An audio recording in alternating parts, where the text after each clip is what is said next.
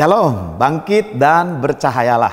Hari ini kita membaca firman Tuhan dari kitab Yosua pasal yang kedua ayat 1 sampai 24. Di situ kita membaca sebuah kisah yang sudah terkenal di mana Yosua mengutus 2 orang pengintai sebelum mereka melakukan penyerangan di kota Yeriko, maka mereka diminta untuk mengintai terlebih dahulu.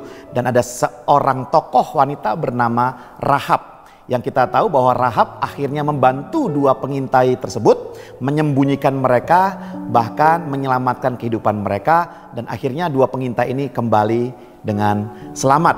Dan karena jasanya ini, maka Rahab dan seluruh keluarganya, sanak saudaranya diluputkan dari hukuman Tuhan. Dan kita lihat di sini bersama-sama ayat 9 dan ayat 10 dikatakan, dan berkata kepada orang-orang itu, kata Rahab.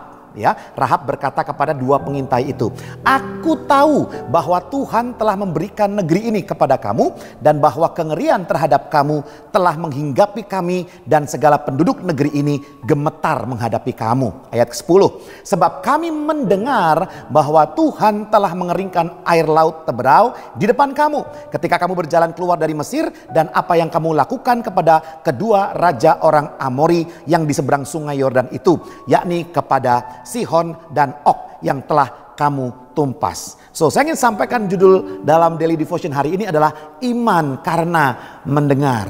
Kita tahu sekali bahwa iman itu muncul dari pendengaran.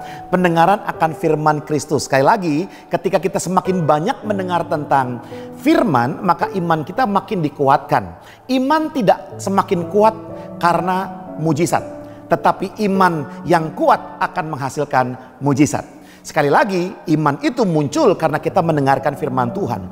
Dan Rahab mendengar cerita tentang keperkasaan Tuhan. Rahab mendengar cerita tentang kemenangan bangsa Israel. Betapa bangsa itu disertai oleh Tuhan, dituntun oleh Tuhan, bahkan melakukan mujizat yang begitu besar, membelah lautan karena kuasa Tuhan.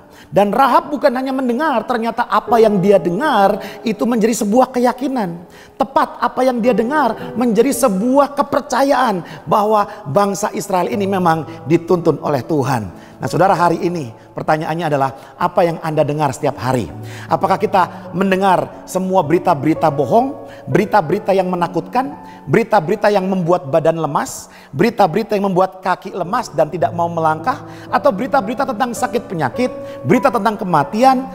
Hari ini saya mau tantang teman-teman semuanya, Bapak Ibu Saudara sekalian dimanapun Anda berada. Marilah kita pilih apa yang kita mau dengar. Anda dan saya, kita bisa memilih apa yang kita dengar.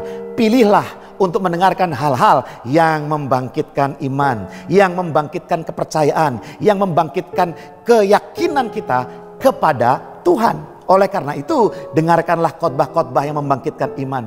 Dengarkanlah nasihat-nasihat yang itu bisa menguatkan iman. Bacalah firman Tuhan, dengarkanlah firman Tuhan. Dan tatkala kita memberikan kesempatan firman Tuhan terus untuk kita dengar, kita konsumsi sama seperti Rahab, maka dia tahu rencana Tuhan, maka dia tahu kekuasaan Tuhan. Dia tahu Tuhan akan menolong atau membuat bangsa Israel berhasil. Apakah Anda mau?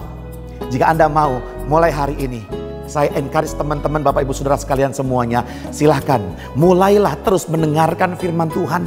Pilihlah hal-hal yang Anda mau dengarkan, dan pastikan semua itu membangkitkan iman kita kepada Tuhan.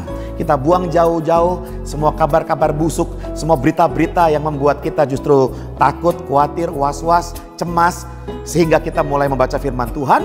Dan ketika kita baca firman Tuhan, bacalah dengan suara sehingga Anda bisa mendengarkan apa yang Anda baca. Dan ketika firman Tuhan itu terus kita dengarkan, itu akan menimbulkan iman buat kita, dan kita bisa bertindak sesuai dengan iman yang kita percaya. Mari kita berdoa. Terima kasih Bapa yang baik, kami mengucap syukur. Kami berdoa supaya kami tidak memberikan telinga kepada kabar-kabar busuk, berita-berita bohong, atau kabar-kabar yang melemahkan iman. Justru sebaliknya ya Tuhan, biarlah kami terus mendengarkan firman Tuhan, janji Tuhan, segala hal tentang keperkasaan Tuhan. Dan iman kami bangkit, dan kami bisa bergerak dalam iman yang aktif lewat perilaku kami. Di dalam nama Yesus kami berdoa dan mengucap syukur. Haleluya. Amin. Tuhan Yesus memberkati.